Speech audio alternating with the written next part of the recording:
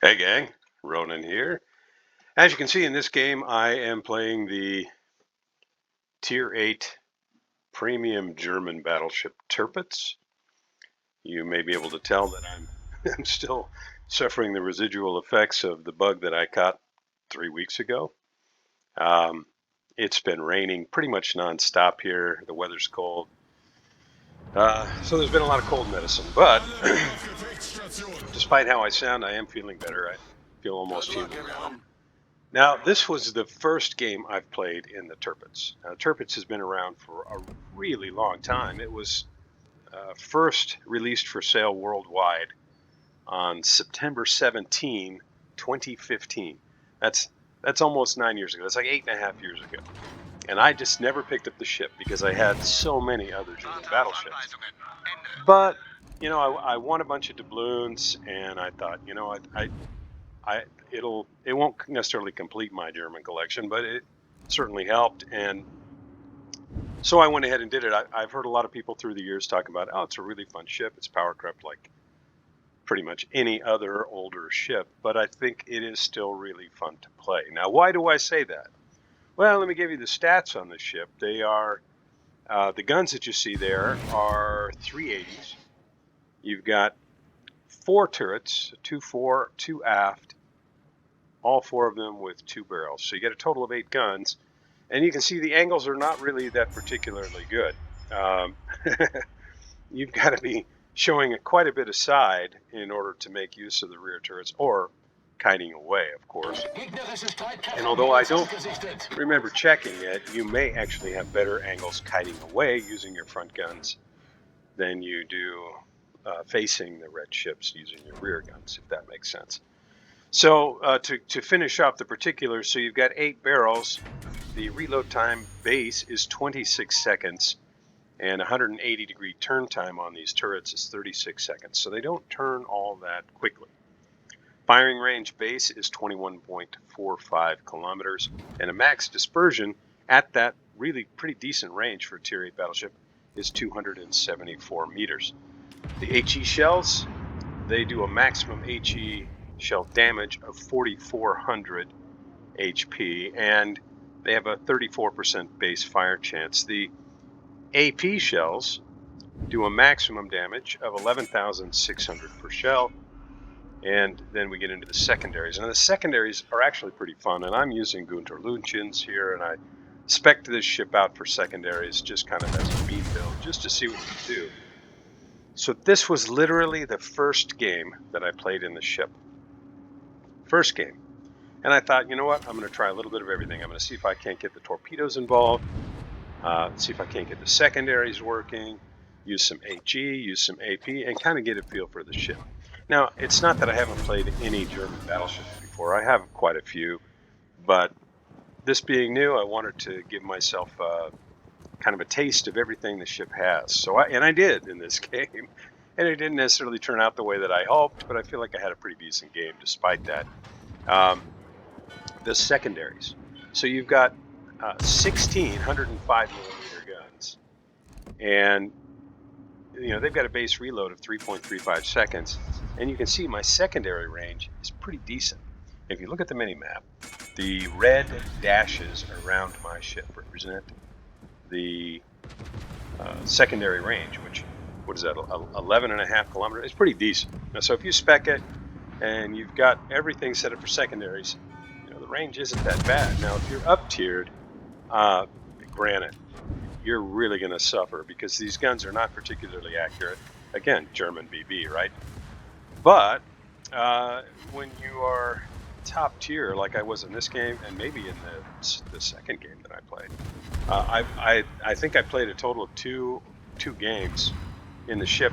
It's really fun, I'll say that. And I made a video for the bowl of those 2 games. The second game had a little more satisfying ending, although I had a shot at a Kraken, but I just, in order to get one of the red ships, I had to move too far away from the other. You'll see that in a few days. So here you can see I'm giving the secondaries a workout, and this is what I was talking about earlier. You may have a better angle with the forward guns. Now you can see the sub there. I thought about changing targets for a second, But I want to try and get more fires going on the Amagi.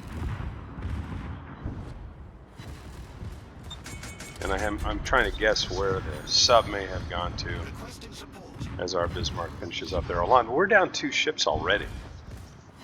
So we've lost a Hipper and a Farragut. The red team has only lost the Hollande, and I'm just, again, working on the secondaries. And I'm going to try and hit that sub that I probably should have fired my guns at earlier while it was still on the surface. And I'm able to start another fire. That's fire number 3, 44,000 plus damage. And I'm taking a couple of shots here from the Amagi. This one actually is going to hurt. I'm showing way too much side. And boom, yeah, 15.5K. But, another one of the things that I wanted to check out is, how does this armor do against battleships? It probably isn't smart to do that, but, first time in a new ship, you want to really kind of see what kind of legs it has. So I was doing that. Now, I told you about the 105. She got 16 of those. Base firing range on those is 7.6 kilometers. Of course, I've got that extended quite a bit.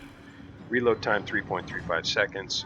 Maximum HE shell damage is 1,200 with a 5% fire chance. So this thing, you get a lot of shells in the air, and you can start fires with that. In addition to that, you've also got 2 double mounts that are 150s. And of course, the pen values on those are better. And they have the same base range, reload time 7.5 seconds, with a max HE shell damage of 1,700 and an 8% fire chance. So when you get in close, you can definitely start some fires and create some damage over time that way.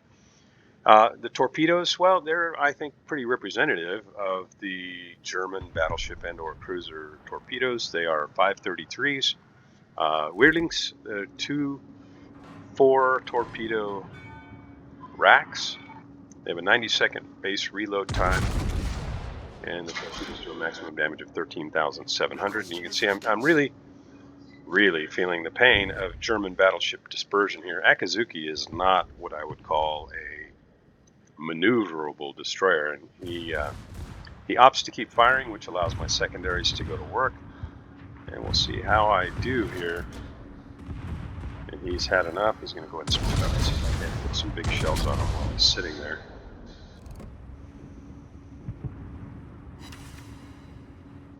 I do get a couple of pens, but no love as far as a fire, and that's really what I needed. And since I can't see him anymore, I just have to go nose in and hope that I can run him down. Now, there's no hydro on this ship, right? Like a lot of German battleships, if you have torpedoes, you don't have hydro, and vice versa. Torpedo range is the standard 6 kilometers. AA on this ship, well, it's definitely nothing to write home about. Ever since the CV rework, AA has been, well, in my opinion, it's just been laughable, a complete joke. Wargaming, their decision to try and increase the number of people playing CVs at any cost, seem to have made the choice that, they'll just make them arcade level laughable and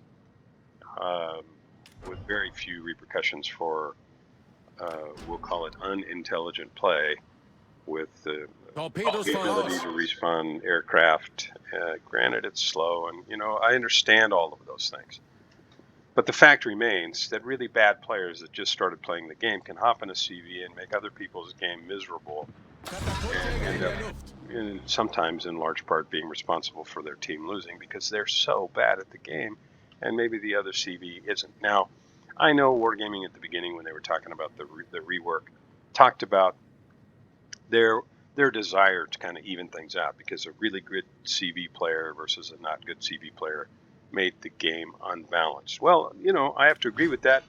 I believe that the answer, and I'm not alone in this, was probably better suited to something like reducing the alpha strike damage rather than changing from RTS to what they have now and making CVs essentially invulnerable. I know that's a different conversation for a different day. And, then we could talk about submarines while we're at it. You can see that our team's down 6 ships and the red team's down 5. We're still in this thing, but our Lo Yang is beat up. And I really feel like he should have been falling back here, and I think I said something to the effect of don't push. He sat there, and unfortunately, sitting there got him killed. But to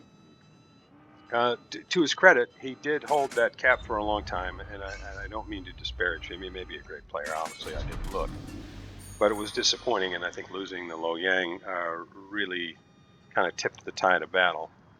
So, getting back to this ship, surface detectability range base is 15.89 kilometers.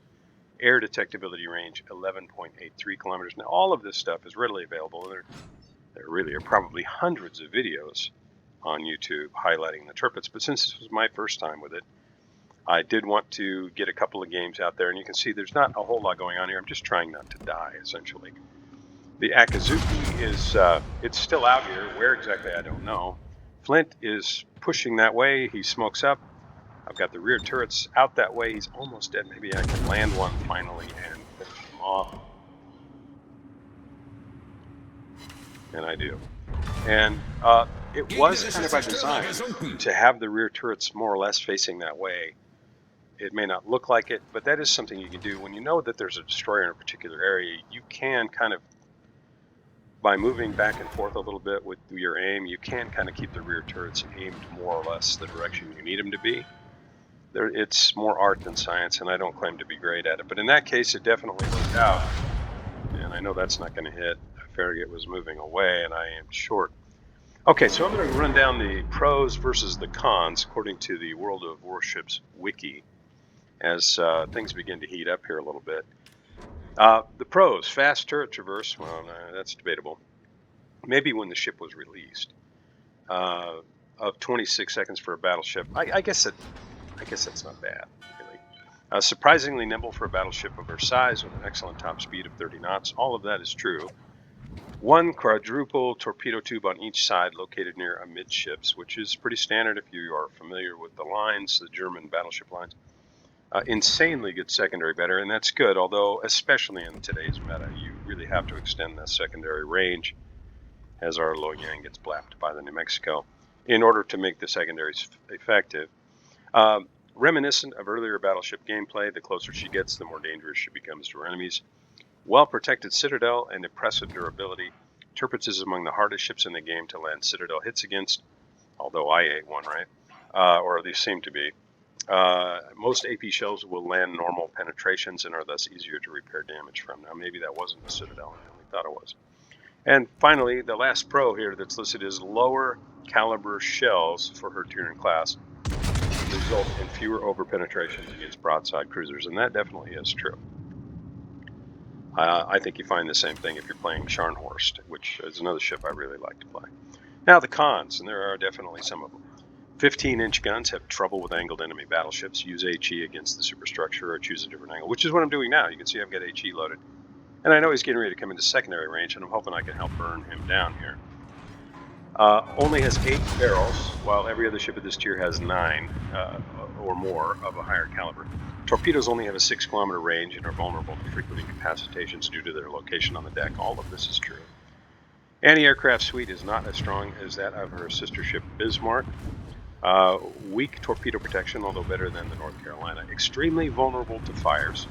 Superstructures can be set on fire by calibers of any size quite easily. Armor scheme remains vulnerable to full penetrations by armor-piercing shells when showing the flat broadside of the ship to the enemy.